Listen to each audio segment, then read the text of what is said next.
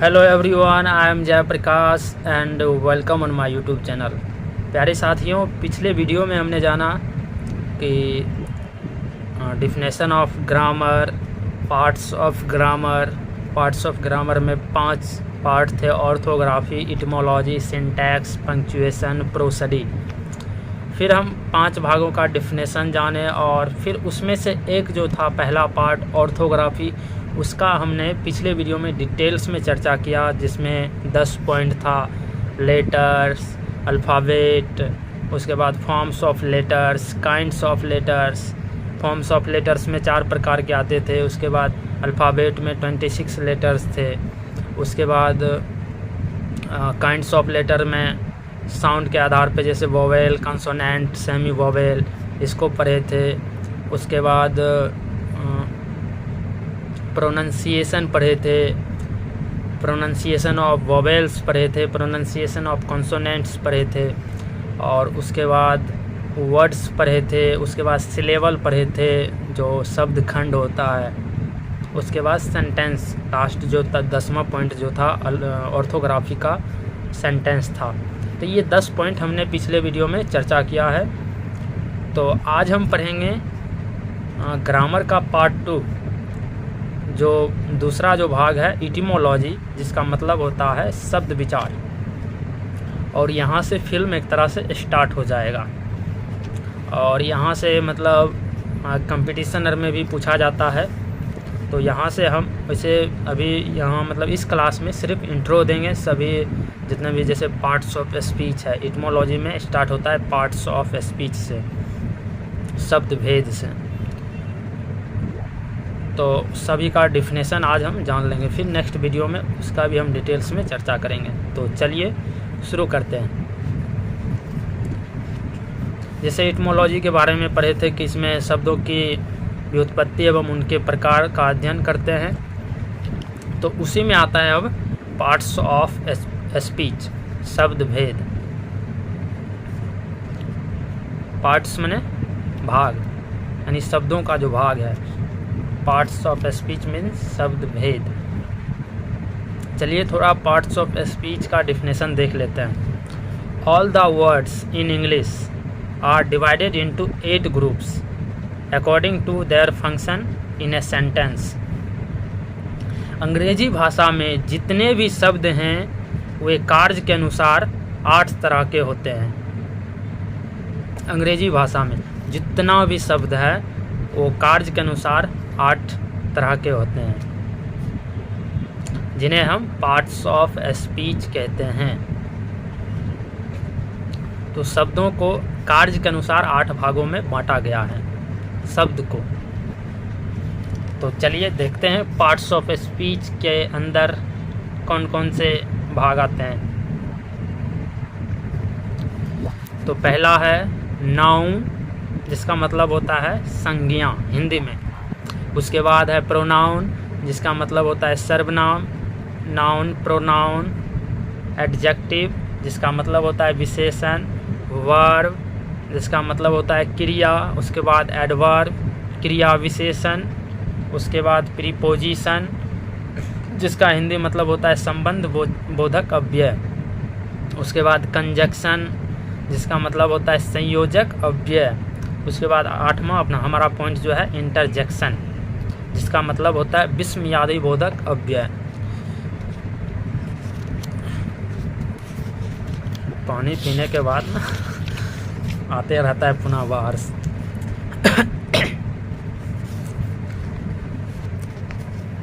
चलो अब पहला चीज़ देखते हैं, नाउन किसे कहते हैं। पहले सबका नाम हम समझ गए, अब सबका थोड़ा थोड़ा डिफिनेशन समझ लेते हैं। A noun is the name of a person, place, animal, thing, feeling और आइडिया। इसे हिंदी में कुछ इस तरह हम बोल सकते हैं, किसी व्यक्ति, वस्तु, स्थान, जानवर, विचार या अनुभव के नाम को नाउन कहते हैं। इसका एक ही नाउन मीन्स होता है नेम। किसी का भी नाम होगा तो वो संज्ञा कहलाएगा, बस इतना समझना है। ये नाम से संबंधित है बस। जैसे में Ram, Mohan, Patna, Delhi, pen, book, dog, cat, elephant, etc। तो जितना भी नाम है सब का सब आ जाएगा। जैसे तो बता ही दिए, नाम जितना भी आएगा सब का सब नाउन होगा। नाउन मीन्स नाम, बस इतना शॉर्ट में याद रखना है। चलो अब हम प्रोनाउन देखते हैं। प्रोनाउन मीन्स होता है सर्वनाम।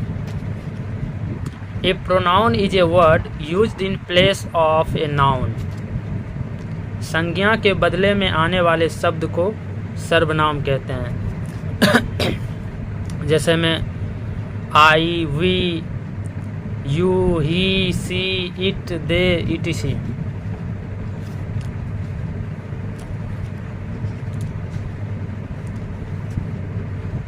जैसे राम के स्थान पर हम क्या लिख सकते हैं? ही लिख सकते हैं। ही इज ए बॉय, वह एक लड़का है। लड़की है वह सी। सीता के स्थान पे क्या लिख सकते हैं? सी। तो एक तरह से नाम के रिपीटेशन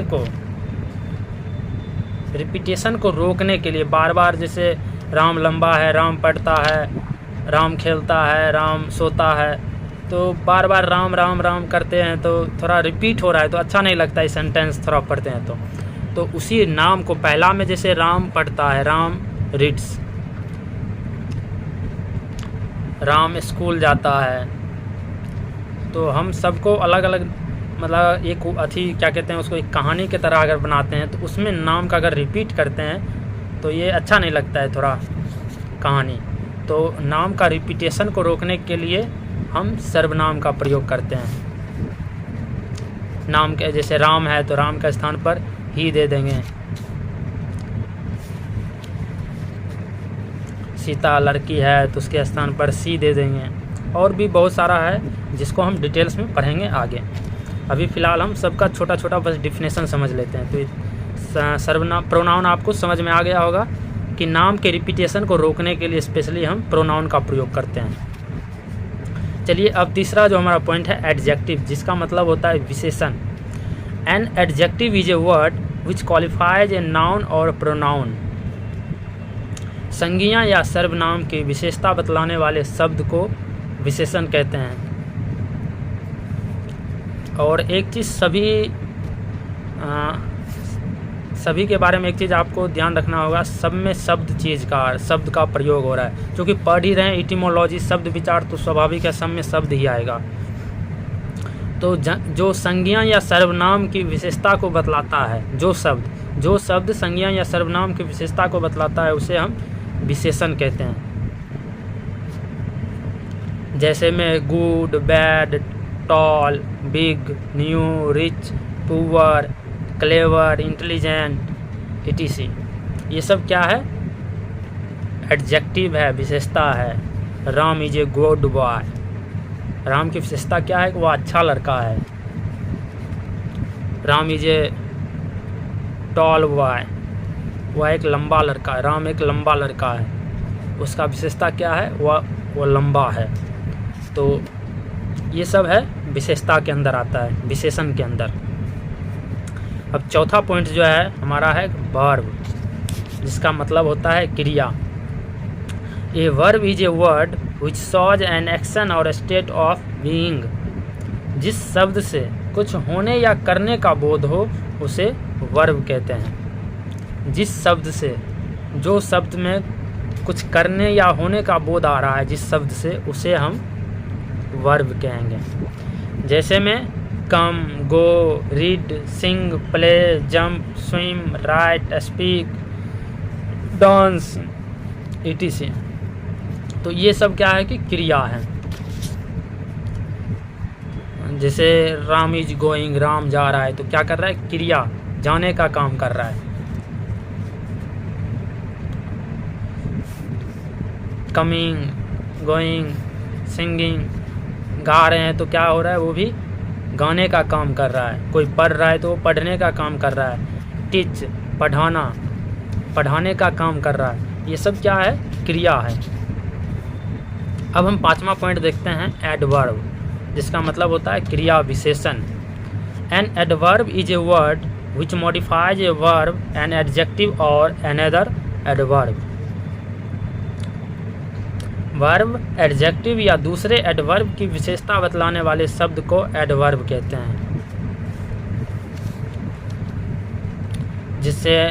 जैसे में slowly, quickly, badly, nicely, here, there, जैसे टुडे, वेल, वेरी, ये सब क्या आ रहा है?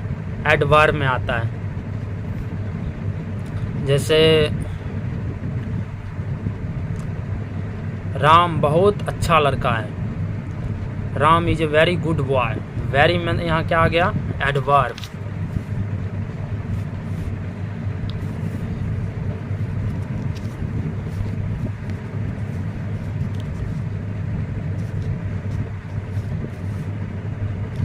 अब हम आगे देखते हैं, छठा जो पॉइंट है हमारा, प्रीपोजिशन, संबंध वाचक अव्यय। हिंदी में इसे कहते हैं संबंध वाचक अव्यय। A preposition is a word placed before a noun और a pronoun to shows its relation to some other words in a sentence. Preposition नाम से ही आ रहा है। प्रीपोजिशन मतलब किसी के मतलब पोजीशन से पहले आना, एक तरह से प्रीपोजिशन इसका जो है पहले स्थान होता है। तो किसके पहले होता है? नाउन या प्रोनाउन के पहले। तो प्रीपोजिशन वह शब्द है जो किसी नाउन या प्रोनाउन के पहले आकर उस नाउन या प्रोनाउन का संबंध वाक्य के दूसरे शब्दों से कराता है। प्रीपोजिशन, उसे हम प्रीपोजिशन कहते हैं। जैसे in, on, at, to, by, for, over, into, upon, between, etc। तो ये सब क्या हो गया? प्रीपोजिशन। जैसे बाय, फॉर, टू, ऑफ, ये सब का सब क्या है? प्रीपोजिशन है। जैसे आई लिव इन दिल्ली, मैं दिल्ली में रहता हूँ। इन क्या आ रहा है यहाँ पे? प्रीपोजिशन। और जैसे सेंटेंस से क्या था कि संज्ञा या सर्वनाम के पहले, तो यहाँ पे दिल्ली क्या है? संज्ञा है, नाउन, उसके पहले आ रहा है ना इन। और आई क्या है? प्रोनाउन। तो दोनों में संबंध बताने के लिए इन का प्रयोग किए कि मैं कहाँ रहता हूँ? दिल्ली में रहता हूँ। I live in Delhi. तो इन क्या कर रहा है? आई और दिल्ली में संबंध क्रिएट कर रहा है, संबंध बता रहा है। तो ये समझ गए होंगे आप प्रीपोजिशन। अब चलते हैं कंजक्शन के बारे में। हमारा 7वां पॉइंट जो है कंजक्शन, संयोजक अव्यय। A conjunction is a word which joins words, phrases, clauses और sentences together। कंजक्शन वह शब्द है जो शब्द समूहों, वाक्यांशों या वाक्यों को जोड़ता है। जैसे एंड, बट, और, nor, so, because, if, etc। ये सब क्या आ रहा है? कंजक्शन में आता है। जैसे मैं पढ़ता हूँ क्योंकि मुझे नौकरी करना है, होता है ना।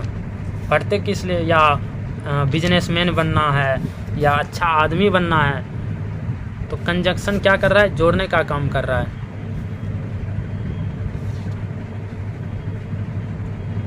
जैसे I read because I want to be an engineer. मैं पढ़ता हूँ क्योंकि मुझे क्या बनना है? इंजीनियर बनना है। मैं इंजीनियर बनना चाहता हूँ, इसलिए मैं पढ़ता हूँ। तो बिकॉज क्या आ गया? यहाँ पे कंजक्शन का काम कर रहा है, दोनों सेंटेंस को है जोड़ने का काम कर रहा है। जैसे जंक्शन पढ़ते हैं ना, जंक्शन, जहाँ पे जैसे जंक्शन आप सुने होंगे ट्रेन और में जाते होंगे तो जंक्शन पे क्या होता है, एक ही जगह पे मतलब कई तरह का रूट जाता है एक ही जगह से, जहाँ पे अलग अलग एरिया का रूट मिला रहता है एक जगह पे, तो उसी को हम जंक्शन कहते हैं, जहाँ से एक जगह से कहीं मतलब जगह जा सकते हैं, ऐसा मतलब लोकेशन रहता है।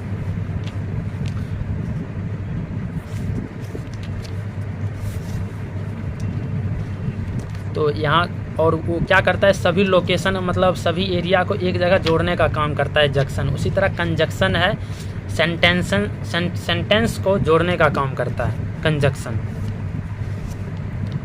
अब 8वां जो हमारा पॉइंट है इंटरजेक्शन, विस्मयादि बोधक अव्यय। An interjection is a word which expresses some sudden feelings और emotions of the mind, joy, sorrow, grief, praise और सरप्राइज। इंटरजेक्शन वह शब्द है जिससे आकस्मिक खुशी, दुख, प्रशंसा, आश्चर्य या मनोभाव व्यक्त होता है। जैसे कोई मर जाता है अचानक रिलेटिव में और आपको न्यूज़ आता है कि फलाना व्यक्ति मर गया, ओह माय गॉड, या कुछ हा करते हैं, ऐसे कुछ करते हैं ना, तो ये क्या है आपका इंटरजेक्शन है, विस्मयादि बोधक अव्यय, जो फीलिंग मतलब कर सकते हैं, अनुभव सिर्फ किया जा सकता है उसको। कष्ट में रहते हैं तो उसे छूते नहीं हैं, कैसा मतलब सिर्फ हम फीलिंग कर सकते हैं कि ऐसा मतलब देखकर मतलब सिर्फ फीलिंग कर पाते हैं। और सैड है कि हैप्पी है, दिखता तो नहीं है, सिर्फ हम अनुभव करते हैं, उसे छू नहीं सकते हैं, हैप्पी को, सैड को, दुखी को छू नहीं सकते हैं, सिर्फ हम अनुभव कर सकते हैं कि ये दुख में है, सुख में है, तो उसी को इंटरजेक्शन कहते हैं, विस्मयादि बोधक। जैसे आहा, अलास, हेलो, ग्रीटिंग जो करते हैं, हेलो सर, हेलो मैम, तो ये है इंटरजेक्शन, ब्रेवो, etc। और एक चीज़ है कि इंटरजेक्शन के बाद नॉट ऑफ एक्सक्लामेशन देते हैं, जैसे पूर्ण फुल स्टॉप जो हिंदी में जो लिखते हैं फुल स्टॉप, और उसके नीचे एक बिंदु देते हैं, तो उसी को कहते हैं नॉट ऑफ एक्सक्लामेशन।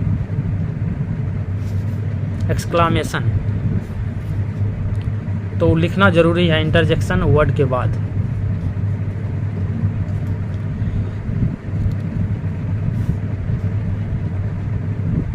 और चलिए कुछ नोट्स देख लेते हैं। पार्ट्स ऑफ स्पीच को मॉडर्न इंग्लिश ग्रामर में फॉर्म क्लासेस कहा जाता है।